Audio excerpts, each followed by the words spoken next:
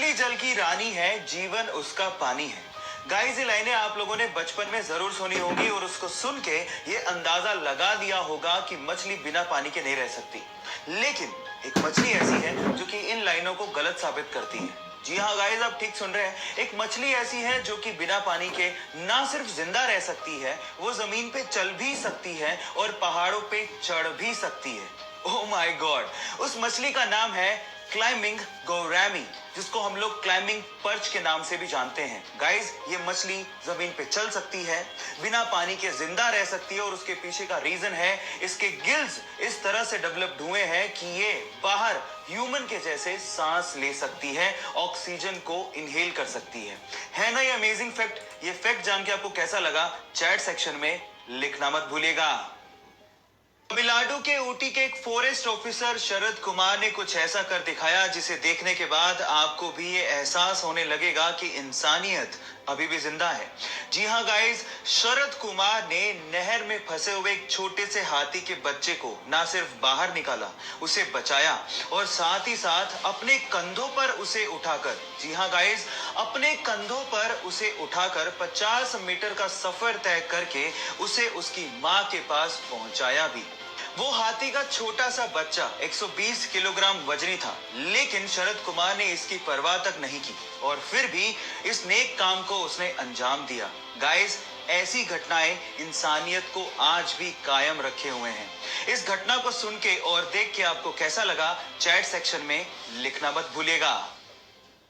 अक्सर आप लोगों ने ये देखा होगा कि किसी भी असेंबल्ड चीज के छोटे पार्ट से लेके बड़े पार्ट के ऊपर उस कंट्री का नाम लिखा होता है जहां पर वो चीज बनाई गई है, जैसे कि made in India, made in US, made in Korea, ये आपने सुना होगा।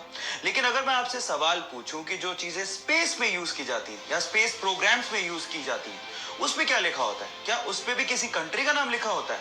अगर आप लोग ये सोचते हैं कि उस पर भी made in US, made in India लिखा होता है, तो आप लोग गलत हैं।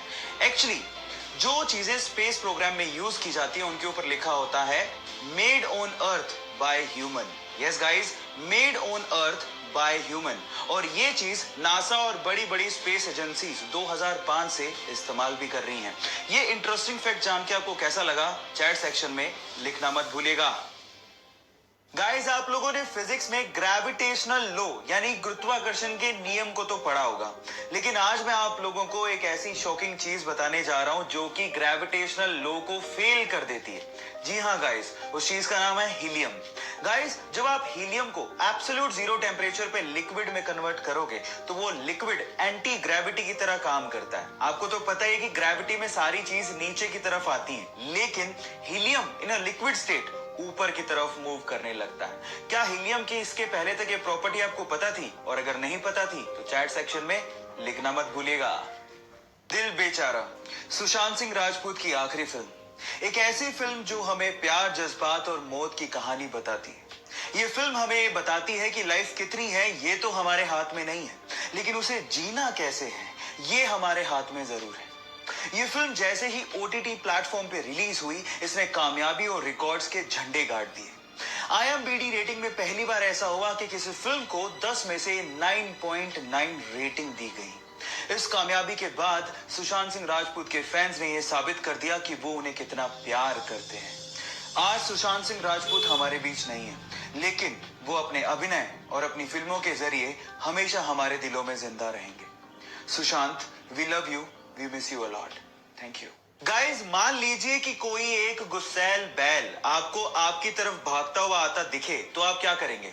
ऑब्वियसली आप अपनी जान बचाने के लिए उल्टी दिशा में भागना शुरू कर देंगे। लेकिन मैक्सिको के एक टीचर रिकार्डो टोरेस का यह कहना है कि बैल तब तक आपको नुकसान नहीं पहुंचाता जब तक आप उसको उकसाते नहीं।